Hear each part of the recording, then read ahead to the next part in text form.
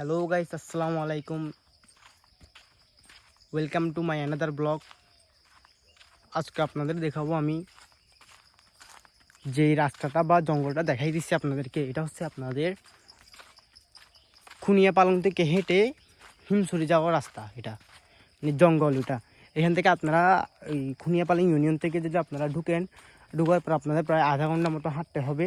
হাঁটার পর আপনারা ডিরেক্ট হিমছড়ি ওই সাগর পাড়ের ওইখানে পৌঁছাইতে পারবেন। মানে পাহাড় থেকে আপনারা সাগর দেখতে পারবেন। আজকে আমি আপনাদের সাগরটা দেখাবো না, কারণ আমাদের একটু কাজ আছে, সেজন্য আমি ওদিকে যাই নাই। অন্য কোনো দিন আমি আপনাদেরকে আমার ভিডিওতে আমি দেখাবো কীভাবে এখান থেকে খুনিয়া পালং থেকে হেঁটে হিমছড়ি যাওয়া যায় জঙ্গলের মধ্য দিয়ে।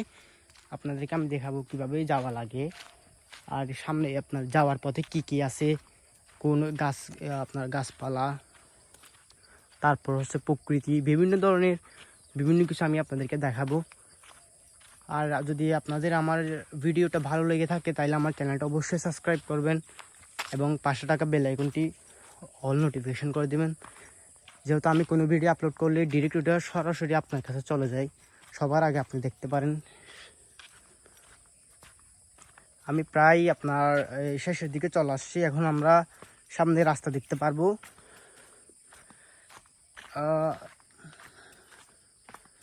দেখেন, আসলেই আপনার শহরের চেয়ে গ্রামের মজাটা একটু আলাদা। আপনারা গ্রামে প্রকৃতি উপভোগ করতে পারবেন, কোথাও ঘুরতে গেছেন ছবি তুললে ওটাও সুন্দর লাগে। আর যেটা হচ্ছে পরিবেশ দূষণ, এটা গ্রামের নাই বললেই চলে।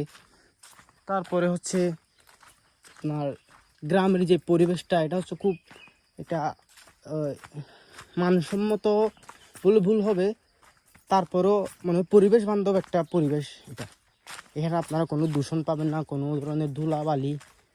গ্রামের মধ্যে ধুলাবালি খুবই কম, যা শহরের তুলনায় অনেকটাই কম। দেখেন, আমি একদম আপনাদের সাথে কথা বলতে বলতে আমি একদম শেষের দিকে চলে আসছি। এই সামনে হচ্ছে রাস্তা আপনার, আমরা সামনে গাড়ি রেখে আসছি, বাইক রেখে আসছি, রেখে দিয়ে ভিতরে ঢুকছিলাম। আপনাদেরকে আমি আসার মানে লাস্টের দিকে করে আমি ভিডিওটা চালু করছি দেখানোর জন্য যে কীভাবে জঙ্গল থেকে রাস্তাটা দেখানো যায়, ওই কারণে আমি ভিডিওটা করতেছি। আপনাদেরকে আমি নতুন একটা ভিডিও আপলোড করব, একটা ভিডিও, ওই ভিডিওতে আমি দেখাবো কিভাবে আপনারা খুনিয়া পালং ইউনিয়ন থেকে, আমি আপনাদেরকে এক্সাক্ট লোকেশনটা বলে দিই। এটা হচ্ছে আপনাদের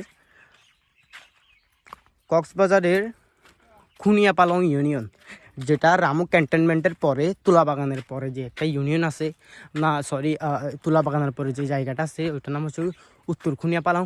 ওইখান থেকে একটা স্কুল আছে, স্কুলের নামটা হচ্ছে আপনার সচিবের স্কুল। ওই রোডটা দিয়ে ভিতরের দিকে ঢুকবে, ভিতরের দিকে আসবেন, আস্তে আস্তে আপনারা ভিতরে আসবেন, এসে একটা স্কুল দেখতে পারবেন। ওইখান থেকে একটা সোজা একটা রাস্তা গেছে, ওইটা দিয়ে হচ্ছে আপনার হিমছড়ি যেতে পারবেন হেঁটে হেঁটে। ওখানে হচ্ছে জঙ্গল আছে, আপনার অনেক কিছু দেখতে পারবেন, আপনারা এনজয় করবেন আশা করি। আমি শেষ এই তো দেখেন, আমি রাস্তা থেকে চলে আসছি। এখন আমার ভিডিও অফ করে দিব আমি। আপনাদের সাথে দেখা হবে পরবর্তী কোনো ভিডিওতে। আসসালামু আলাইকুম, ভালো থাকবেন সবাই।